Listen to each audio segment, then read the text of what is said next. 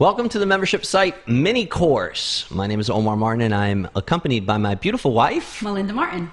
So in this short mini course, we're going to talk about the ins and outs of building a kick-ass membership site. This is something that we get asked about all the time. It's something that we've been doing for a long time and that we've gotten pretty good at. And honestly, Melinda's a little better than me at some parts of it. So she's going to be jumping in and helping with those parts. You know, she's going to fill in the difficult bits for me. So here's something that's really important. This is where we're going to start. This video is probably the most important one in the entire series because we're going to cover some critical things. This is kind of like the basics video, and there are some very important concepts that you need to understand here that we're going to go over, because if you don't get these down, you're probably going to mess things up later on somewhere. So it's important that you watch this entire thing. Even if you think you already know a little bit about membership sites, or you think you know what plugin to use, or what have you, please watch this entire video because it's very, very important. Don't dismiss these principles. This is the foundation that's going to help you understand, and it's going to help you choose the best route to take when creating your membership site. Let's dive in. Getting started. Now this is gonna be a one-slide video, okay? We're not going to spend tons of time in it, but there are 5 key things that we have to cover here, and it's going to start with what the heck is a membership site.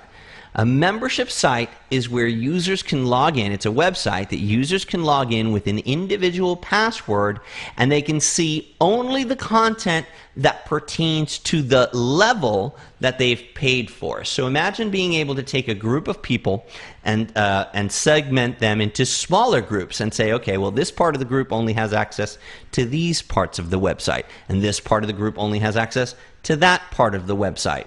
So what that means is that you can protect certain pages so that certain groups of members can't see those pages. Why would you want to do that? Well, because you can charge different amount of money for different access to different parts of your website. You might have basic content that you sell for $10 a month. You might have advanced content that you sell for an additional $20 a month.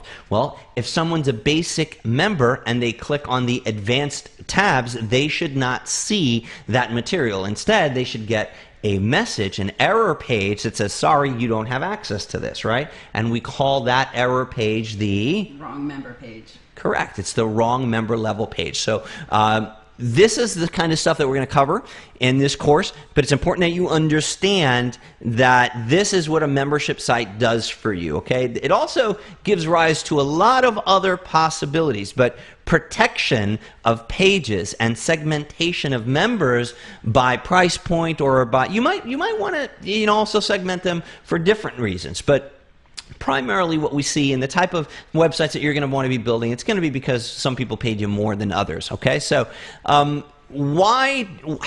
do we actually put one together, right? How do we do this?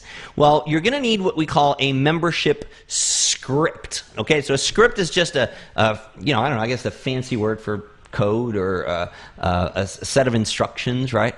And that set of instructions protects the content and the pages from being shared and accessed by non-members. This also, using this sort of a site, also allows you to do recurring billing, which is something very powerful. We've made a lot of money with recurring billing products in our business. Absolutely. And I say, the sooner you start getting into recurring business and recurring billing, the more money you're going to make and the longer your business is going to last. Yeah, and it's also great that when, the first of the month comes in, all of a sudden you see $40,000, $50,000, $60,000 in your PayPal account for that one site. You're like, holy crap. Right. Exactly. I haven't even started working this month yet, and all my bills are paid and all that. Now, obviously, it takes some working up to do that. I don't want to try to give you a false impression that, like, first membership site you're going to start making 60 grand a month. But that's what's possible by being able to do recurring billing. And naturally, you can't really bill on a recurring basis if it's just access that's available to everybody. Well, I guess that you could, but what I'm going to be showing you is this membership script part. This is what we use is a plugin, okay? And that plugin that we use is called Wishlist Member. We're going to be talking a little bit more about these components here in a minute. So there's going to be 3 things that you need, right? The platform that we use is called WordPress, and let me rephrase that. Let me step back a second. There's going to be multiple things that you need here in the process. There's going to be plugins, there's going to be graphics, but what we're talking about here is the fundamentals. So the 3 basic necessities to start building your membership site, there's 3 things. There's going to be the platform, there's going to be the theme for the platform, and then there's going to be the membership plugin. Okay? So the site platform that we use is WordPress. Couple of reasons that we use WordPress. First and foremost, I'd have to say it's easy. It's very common now. I think, I don't know the exact number, I'd be guessing, but and who knows at the time that you're watching this, but there's millions and millions of sites built on WordPress across the internet already. It's one of the most common site building platforms out there. And the cool thing about WordPress is by nature, it is built to be a membership-based sort of website. So it already has the ability for users to have their own, their own account, so to speak, inside of the website. So the platform itself was initially built for bloggers to create blogs, but is a very powerful platform. Here's another cool thing. It's free because it's an open source platform. So there are some pros and cons about that, but the fact that it's an open source platform means a few things. It means that it's readily available to you as a user. It also means that it's constantly being worked on and developed by a lot of different contributors. And it also means that there are a lot of developers out there that will be familiar with WordPress. It also means that it's easy to find plugins. And a plugin is a script or a set of instructions or a little tool or something that you can use to actually make your website do different things, okay? Make it better. Exactly. And unique and better. And I think that that's one of the things that separates WordPress as a platform for running membership sites. I think that's what separates it from dedicated membership site sorts of platforms. Like if you go with something like Kajabi or like a ClickFunnels or something, not really ClickFunnels, but there's a lot of dedicated platforms out there. And the thing is that when you use one of those platforms like that, you are constricted. You can only, if that platform doesn't do something that you want it to do, your only recourse is going to be to try to approach that creator of that platform and ask him to add that feature. But with WordPress, if your site doesn't do something that you want it to do, you just go to the WordPress repository and you go and you find the plugin. And chances are somebody's already had that issue and made a plugin for that. And guess what? If it doesn't exist, you can go and hire a developer that makes stuff for WordPress and say, hey, can you make a plugin for me that'll make my site do X, Y, Z? And before you even do that, chances are that is if there isn't a free one out there, a free plugin that does it, you can probably buy one already made that somebody made. So this gives you a lot of flexibility, and that's why we choose to use WordPress over any other platform. Now, yeah, I've been like, hooting and hollering about how good it is and all that, but there are some cons. The fact that it is so commonly used and it is so easy to use and that so many people know about it means that there are a lot of vulnerabilities that get exposed from time to time and people are able to hack it. So because it gets hacked, there's constantly new updates being pushed. At least every couple months, sometimes twice or 3 times in a month, WordPress will push an update, which means that you got to go and physically click the update button inside of your website, unless you have one of those auto update plugins installed, which I recommend against, that you don't do. But what happens is something, something gets updated and you need, you might have 10 plugins installed on your website because maybe one plugin puts a timer on your site, another plugin puts an exit pop, another plugin does who knows what you want your site to do. I don't know. But my point is that maybe one of those plugins gets out of date, or maybe the theme itself goes out of date, or WordPress has a core update that you need to do. Updating one might break another, because you kind of got to wait until they've all updated. Now, usually most creators of plugins and themes and stuff like that, they're usually ahead of the curve with the WordPress updates, but it's possible. It's happened to me in the past. So these are the cons. But I think overall, having used plenty of different membership sites, I mean, back from the days of, what was the first one we started using? Butterfly marketing. Butterfly marketing. Oh, that one was way too difficult for me. Yeah, it was a very complicated, and it's just I didn't like going in there unless I was just running a report. Yeah, I mean, you had to manually create databases and pages and scripts and stuff like that. You even had to we had to hire someone who did all that. It's not like I could go in there and do it. I think she did all the PHP coding or whatever. I don't even know with the database, and it's not something that like we could have just seen a video and learned how to do it. It was something that they went to school for. Right, and that's the other thing with WordPress, since it's so common, you can go to YouTube and do a search for what you're trying to do on WordPress, and there's going to be a video there. You know, it's pretty point and click. It's not, you know, you do need to get familiar. There are a lot of settings in there and stuff, but it's in comparison to what's out there, it's so much easier to do. So the important thing to remember is that WordPress is the platform itself, okay? So WordPress is just the platform. But then WordPress can be made to look however you want, and there are hundreds of thousands of themes. I'm a theme junkie. Melinda collects them. I do. Melinda hoards them. I am a theme hoarder. I go on websites and theme forests, and I go there and I'm like, oh, that's so cool. I have an idea for that theme. And then I don't even sleep on it. I just purchase it. So I'm now sleeping on it and then deciding if I still need it. Okay, so lesson to be learned there is don't hoard themes. Don't go nuts. Because then I always go back to the one we use. Right. So the one that we use is Optimize Press 2. The reason that I like Optimize Press 2.0, now I don't know at the time that you're watching it, maybe there's a 3.0. I don't know, but Optimize Press 2.0 really has become the go-to theme for us because you can use it for anything.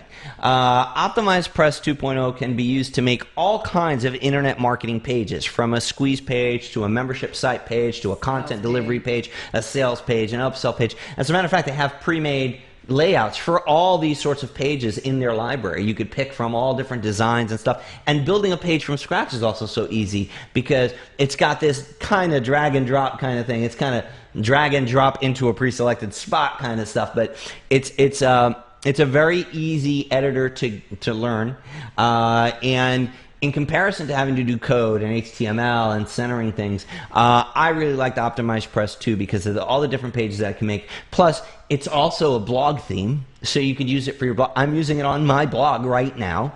I'm also using it on all of our membership sites. As a matter of fact, the only membership sites that don't use Optimize Press 2.0 are the ones that are using Optimize Press 1.0 because we just haven't moved them over yet. But eventually, every one of our sites will be on Optimize Press 2.0. Another thing that I love about building your membership sites on there is that it's mobile responsive. So nowadays, as probably by the time you're watching this video, it's going to be hard to come by a site theme that isn't mobile responsive because the demand for mobile responsive sites has grown so much. But back in the day of Optimize Press 1.0, not as many people as today. Back then were using mobile devices to see their internet content, but nowadays you have to have a site that looks nice on mobile devices as well. And that's the cool thing about Optimize Press. For the most part, everything responds really well inside of a mobile device. It adjusts to the browser size, and that's one of the things that I like about the theme. Now, that doesn't mean it's the only theme out there that does that, but it definitely means it's the only theme that we use. There's a reason that we keep returning to Optimize Press. We've created a layout that works. We've created a membership site layout and theme that works. And now whenever we're going to start a new site, we go and we clone the last one. So we're always starting with what we call a skeleton. A skeleton. And we just flesh it out, put in our pages, and put in all of our images and stuff. Exactly. All of the little things that we need. Okay, so the three main things: WordPress is the platform, Optimize Press 2.0 is the theme. The third one is Wishlist. Wishlist Member. Which is the plugin. Right, it's the plugin, Wishlist Member plugin. This is what gives your website the ability to now put protection on pages and make them inaccessible to members that are not assigned a particular level. There's other plugins out there that have done this. We've tried many of them. We've tried many scripts. We mentioned butterfly marketing, but we've also tried, there's one called S2 Member, there's one called Magic Member, there's one called A Member, there's Digital Access Pass. There's like a bunch of scripts that do this. I like Wishlist for a couple of reasons. It's rock solid. It's been around for a long time. It's very robust. It's powerful. It's got a lot of built-in features that the other scripts don't have, like you can mail directly from inside the script. It's got a built-in mailer. I can email all the members right from inside. Another thing is merge codes. I have little codes similar to short codes. Well, Wishlist has its own set of codes for hiding certain content and for doing certain things, displaying the member name, displaying the member. You can really customize the user experience by putting in these merge codes, they're called. And I really like things like that. Those are just some of the many features that Wishlist Member has. Okay, now, Optimized Press and Wishlist Member are not free. These are products that you have to buy. But in my opinion, they are not something that you can compromise on. They are, if you're building a membership site, this is an investment that you need to make because it's just the way that's worked for us. And I'd be misleading you if I tell you that you can be frugal here, that you can, well, you should always be frugal, but don't be cheap and go out and try to do something for free or using a makeshift Optimized Press imitation or a Wishlist Member imitation. And with that, we're going to go ahead and close this introductory video here. And we're going to basically say to you this. Remember that there's a lot of different configurations when you're building your membership site. There's a lot of different settings for each one of those three basic things, okay? But when you understand what the purpose is of each one, then you'll know what you're going to need to do in order to, or at least you'll know the direction that you need to go in. I have a lot of people that approach me about building a membership site with questions that the question themselves don't make sense. They'll ask things like, well, Omar, I got my WordPress, but I couldn't get it to automatically send passwords to people. Or, Omar, I put in Optimized Press, but how do I protect the page with Optimized Press? They're not understanding the three fundamentals. WordPress is the platform that everything is built on. It requires a theme. The theme that we use is Optimized Press 2.0. That's where you can design your pages. That you can create all different types of layouts. You can make it look pretty. It becomes mobile responsive. It basically decorates and makes your WordPress look amazing, and it makes your site presentable. But that alone doesn't make it a protected membership site. It isn't until you actually install the membership site plugin that you can actually protect certain content and create levels for people. And then there are still some additional plugins that we'll talk about a little bit later in the course of this, during these videos. There are additional plugins that allow you to automate things like automatically generate passwords and email it to people. There are plugins to do different things like allow people to create notes. There's plugins that allow you to insert video, to do all kinds of different things that make your user experience just awesome, okay? And you just need to master the basics first, and then you can experiment with all this stuff and you can get creative. But when you're using this combination and you're building your site on these three important tools, you have that flexibility, as opposed to if you just settle for a Kajabi or what have you, XYZ membership site, Rocket Member, or whatever the hell one just came out. You're limited to whatever that guy that made that thinks you should have access to. Another thing that's important to mention is you have complete control of your website when you're using WordPress. It's all on your domain. It's, a lot of these membership sites, they host it for you, which means they have access to all your data. They have access to all your user information, all your members, right? And if their server goes down, guess what? Your site is down, right? You don't have control of a lot of things. And as your business grows, you're going to want to have as much control as you possibly can. So with that said, look, I'm going to close it with this quote. The sooner you start selling continuity memberships, the more money you'll make and the longer your business will survive. I wish that from the very, very, very, very beginning, the very first site that I built would have been a membership site, and that the very first product that I sold would have been a recurring billing product. Because like Melinda said, there is no better feeling than at the first of the month, you look in your PayPal account, and there's already $30,000, $40,000, $50,000, $60,000 there, or whatever it is. And it's not as hard as you might think to get there. It does take work. It's not going to happen with your very first membership site that you launch. But just do the math. I mean, charging $10 a month is not a lot of money. And it's not too hard to get 1,000 people into a website. $10,000 a month on the first of the month, every month, just because you set up a membership site. Sound awesome? For most people, heck, that'll bring them home for work. That enables them to quit work. But if you did it once, why not build 2 sites like that or 3 sites like that? What's going to happen in 2 years when you have 5, 6 sites that are each bringing you in $10,000 a month, right? These are the possibilities, and you got to get started somewhere. And that somewhere is in video number 2. So I hope you enjoyed this video. Let's jump in.